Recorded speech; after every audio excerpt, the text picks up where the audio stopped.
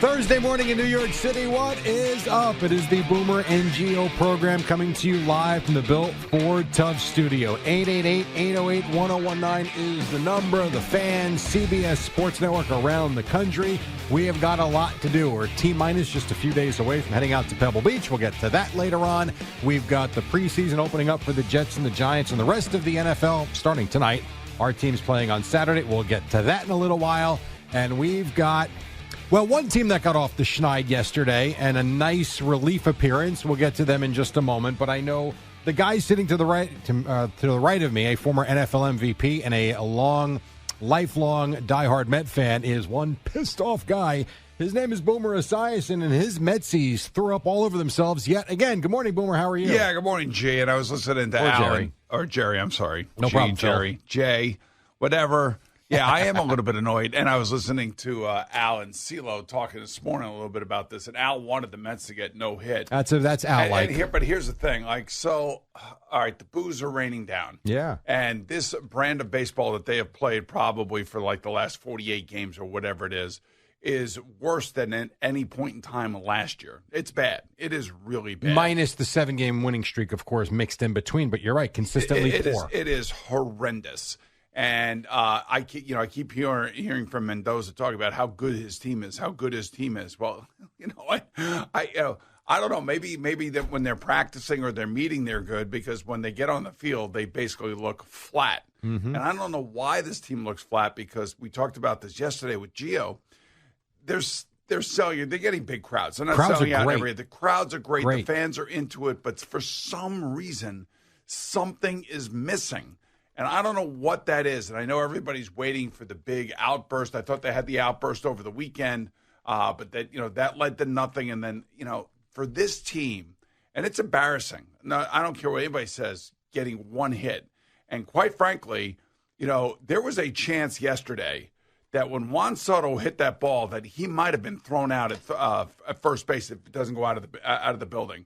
Because he's loafing out of the box. Now, I don't expect him to sprint to first base in a situation like this, but he watched the whole thing, and it gets out by literally a foot. And it's back in. And you know what? This, to me, is like a real, and he's got a nice smile on his face, like he's laughing. I'm sick of it. I want to see attitude. I want to see, when the Mets had Gary Carter, they had Ray Knight, they had, they had guys that would fight. They would go on losing streaks too, like every baseball team does. But I don't ever, and maybe I'm forgetting things, but there were times where these guys would be fighting each other. They were fighting. They're punching Eric Davis in the face on third base. Right, exactly. In Cincinnati. This team looks, this team looks overpaid and underwhelmed. They look bored. And that's a bad place to be. And I'm glad you brought up Soto. I was going to get to him, but since you mentioned the home run and watching the replay on a closer view, maybe it was more than a foot. It was 3 or 4 feet up. But your point is well taken.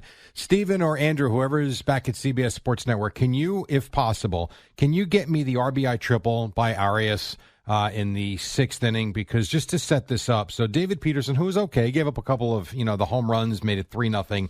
Then he goes out there in the 6th inning, and the 2-out. You can't walk a guy with 2 outs. We all know that. He walks Carlos Santana, but I don't know. Watch this. Watch Soto on right field. Number 1, lollygagging to the ball here, fumbles it. Watch this throw. What is that?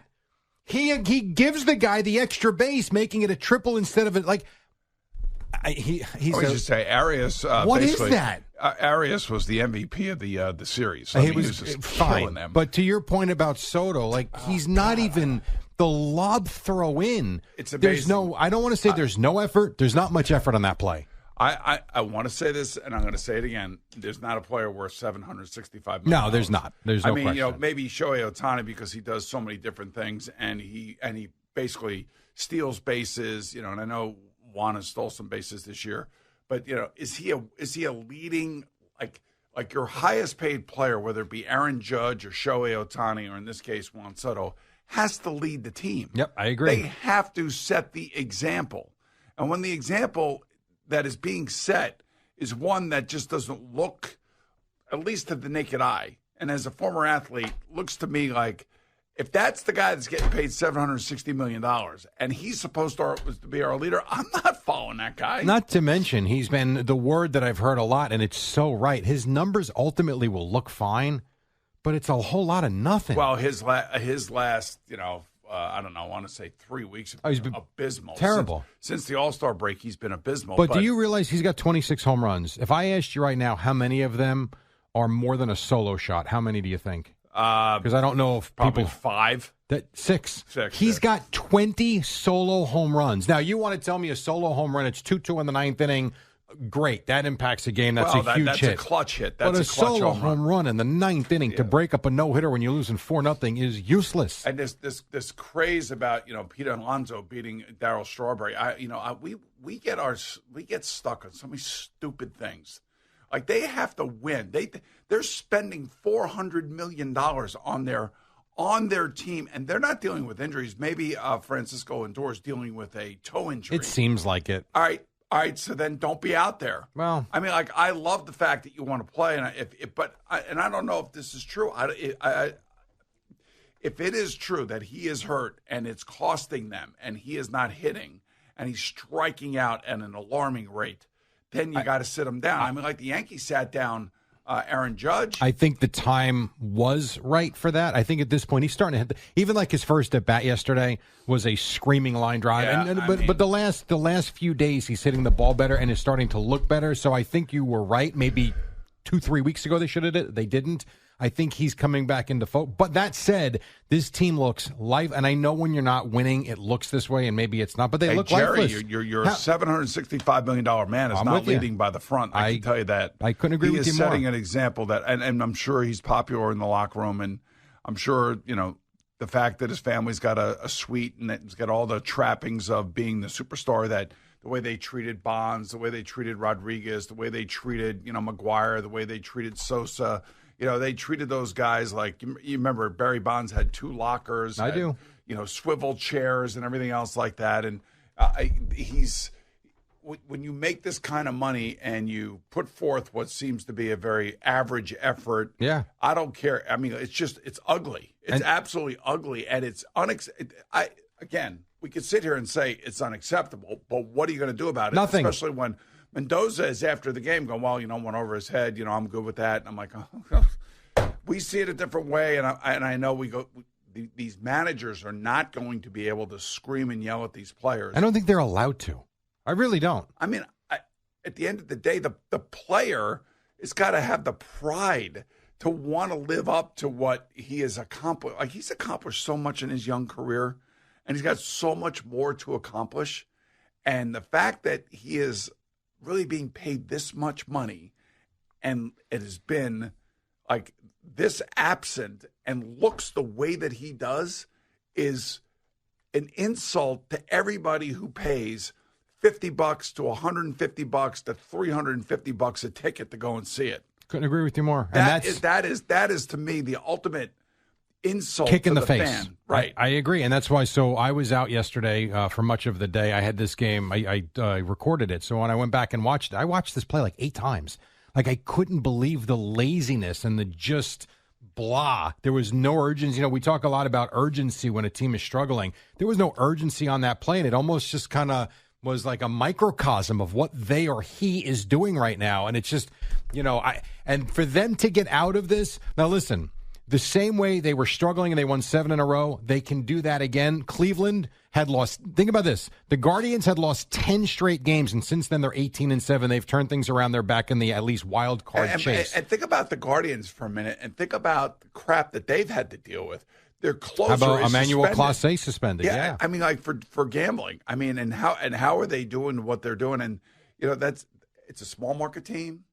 It's run by Mike Chernoff. I mean, but they usually are in the middle of it. It just goes to show you, it doesn't matter how much money you spend, you're going to get your asses kicked if your leaders are not leading by the front. So and they are trailing, and I don't know what else to tell you. Lindor is in a slump. Alonso's in a slump. Worried about, I don't know, him in particular, but all we're talking about is breaking Darryl Strawberry's home run record for the Mets like it's a matter of importance. All right, if I ask you right now, though, I mean, you're right. Lindor, Soto, Alonso, all that's true. McNeil, Nimmo. Who is hitting? I mean, I'm looking at the order from yesterday. Mark Vientos, he almost had a base hit. Woohoo, he almost had a hit. But he was 0 for 4 yesterday. Brandon Nimmo, all right, he walked 3 times. Great. But he has not done much of anything lately. As good as a hit, Jerry. Jeff, but he's done much of nothing. Jeff McNeil, anything? I don't know, maybe he's worried about the golf The course. Catcher position. Have you gotten top when to Alvarez bottom? came back, he was better. But now all of a sudden, nothing. Yeah. Top to bottom, this has been a collective fail offensively, and it's we sit here in March and April. Oh, this team, this lineup. Remember, Ron Darling was on with UNG. He said they are going to score 1 million runs, and I think both of you were like, really, like this lineup. And I understand why he says that when you see the names Lindor, Soto, Alonso. I get it, but they got to go out there and do it. And there are times they look like one of the worst teams in baseball, and right now is one of those times. Yeah, well, not as so.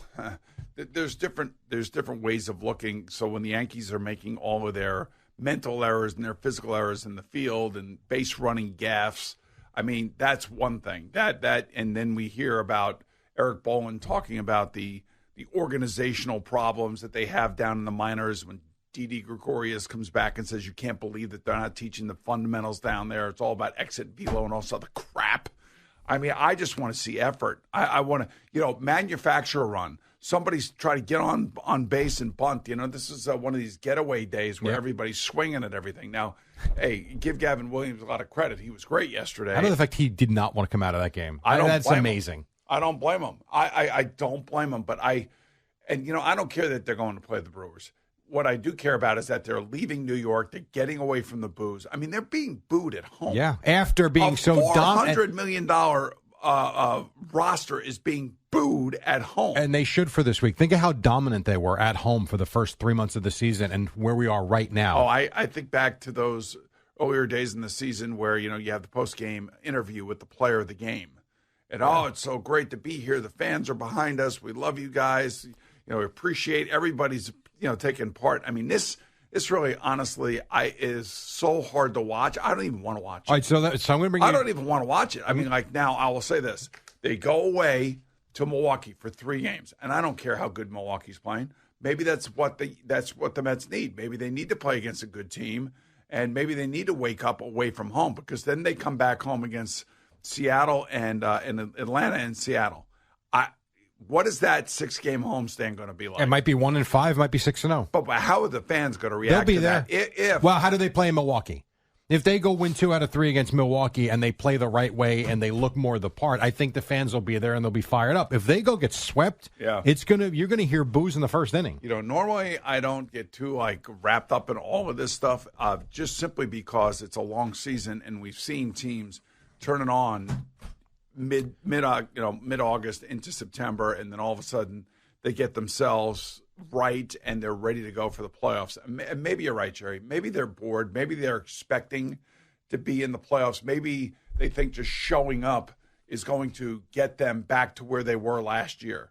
Well, we know every year is different. This is why when you listen to the Philadelphia Eagles, you listen to Saquon Barkley, Jalen Hurts, you listen to A.J. Brown or Nick Sirianni, they tell you that, it was great to win Super Bowl 59, but, man, that's in a rearview mirror. This is a new year, and we got to do it all over again, and we got to put in the effort to be able to get back there. It's not easy. The year you went to the Super Bowl, and I'm making a comparison in a moment, do you remember times of that season where it just felt like it was a magical year and you were going to make the big play in the big moment? Oh, yeah. Okay. So now I want to bring you back to Friday night, and I believe it was Monday night. It might have been Tuesday. I forget. And these were the moments where I'm bringing it all back full circle. You talk about the crowd in a frenzy. It felt like the big moment was there. You had the opportunity to beat the Giants Friday night, and they didn't do it after the comeback when the crowd was ready to pop, and then they get swept. I bring it to Monday. I think it was Monday against Cleveland, where, again, they had an opportunity to win it, and you get Alonso was great, 4 for 4, but he strikes out when they can win the game in the 9th inning.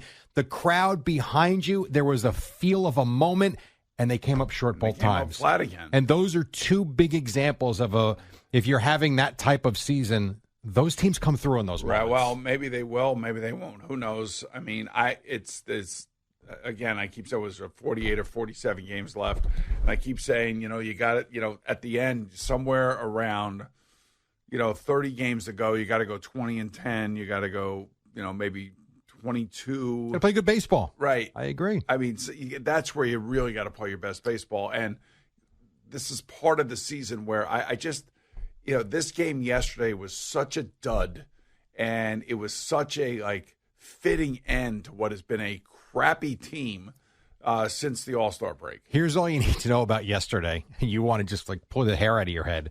So Stephen Kwan gets the base hit yesterday. All right. I wanted, by the way. I know a lot of people wanted Stephen Kwan. I actually wrote this down too because I thought this was kind of hilarious in a sort of way. I mean, you have to laugh because what else can you do? So Kwan singles. Angel Martinez comes up. He wants to bunt. He shows bunt. Pulls back, it's a ball. Next pitch, whatever. He shows bunt again. He clearly wanted to bunt. Not a good pitch. Pulls back. Next pitch, 2-run homer. I mean, that's the way it's going. He wanted to bunt. Well, and Jerry, he's a home run. Jerry, oh my I think God. when he showed bunt, everybody was shocked because they really don't bunt anymore. Oh, come on. By the way. Even Gary Cohen on the broadcast is like, why? Does he know there's one out? And Ron, to his credit, is like, I think he wants to bunt for a base hit because of the alignment, which is probably true. He was giving you a bunt. Yeah. And instead you get a 2-run homer a couple of pitches later. That's the type of day yesterday was. And in a weird way, I do not agree with Al. I don't agree with him that you want to see your team get no hit. What the hell's Al talking that is about? bizarre. You want the Mets to be no hit? It's a bizarre Why take. is that? Does that just further, does that make you angry or no? It's smelling salts. It's like how smelling salts work. Like wake wow, up. You really. I mean, you wanted them to be totally embarrassed so that maybe they would be motivated as they go to Milwaukee. Is that yes, the way by I'm the time looking you at get to this? the ninth inning, if you have no hits, don't get one at that point. Unless you're going to come back and make a game of And it. then not which only they didn't. Get one, but get one, stand there and look at it. He did. And if it doesn't go out, he's going to get thrown out at first base. And if not, second for sure. Second for sure. That would have been. See, that's what I would have wanted that. I get it. In that realm, I would have wanted to see that because what that would have done, that would have totally highlighted the hot dog laziness and I'm making $50 million a year. It doesn't matter. It doesn't matter. The money's great. F that, They're not man. robots. That. No, but I'm saying I'm saying the money in terms of fans looking at these guys. Well, he's making $55 million a year. He should. Who knows? They're not robots playing this game. If they don't care or put the effort in, they're not going to get the results. Look, we sat here all off season talking about them acquiring Juan Soto. They got him. Everybody was totally happy, just like we were happy when they signed Francisco Lindor. And then Francisco Lindor went through a little of this. He went through a lot. He had a completely horrific first season. And that's exactly what Juan Soto is going through right now. We also sat here, and I sat here and I advocated for Pete Alonso to get the contract to get him back For here. sure. And somehow Steve Cohen went down there. They figured it out. They gave him a contract. He's the highest paid first baseman in terms of average money this season. And so the ownership did what I think all of us really wanted. I mean, I wouldn't have paid $765 million for Juan Soto, but that's a different story. He's here now, and he's a part of the team. And, if he is annoyed that he's getting booed or they're annoyed that they're getting booed, let me tell you something. Win. This is not for the faint of heart. This city is not for the faint of heart. It's interesting. I was talking to the great Jimmy Roberts yesterday. I know we're going to take a break. Jimmy Roberts for NBC Sports. Yeah. And they're going to be doing a piece, I believe, on the Ryder Cup when the Ryder Cup is here at Bethpage. And we were both talking about it, and I know Gio has said this from day one when this was announced, that this is going to be some scene at Bethpage Black. Because the New York golf fan could get very rude and very ugly. And how ugly will it get? Well, I'm just telling you right now, you hear these smatterings of boos at Citi Field. You come back these next 6 games after your trip to Milwaukee looking like you've looked, you're going to hear it, man. And in the first inning, you are going to hear it. You are. And this is a part and parcel of playing here. I played here. I lived it. I went through it. the amount of money that you make is on the tips of everybody's tongue. That's why I always say about Anthony Volpe, he's not making a lot of money. He's still a young kid. And, he'll come through for you offensively every now and again. How many guys, who bat ninth in the major leagues make as little money as he does, plays the most important position on a team, can hit a home run to win a game? You're right. And has had some big ones in the last couple of weeks. Oh, yes. Even yesterday with the RBI single that tied the game early on, had a nice line drive to left. So I know we're late. We'll take a break. There is one other thing with the Met game that annoys me. We'll get to that at some point, maybe when CeeLo's in here as well. Man, we're all about being annoyed today, well, Jerry. I want to come in and have a good time. I want to have some fun, and I love working with you, and you're always bringing the sunshine to the Sunshine and rainbows, Boomer. Sunshine and rainbows. That's what they call me back home. Man, but I am. I hope the Met fan out there feels like I feel. And and they should. After what we just watched this week at Citi Field, they should. We'll take a break. When we come back, we'll get CeeLo in. I have something that might raise Boomer's eyes. That's coming up. May raise my eyes. Yeah, or your ears. Ears or eyes? Ears or eyes. Ears or eyes. I'm not sure. We're going to do that. Not going to raise anything else. Maybe next segment or the segment after, but sometime later this hour we will do that. And you as well, 888-808-1019.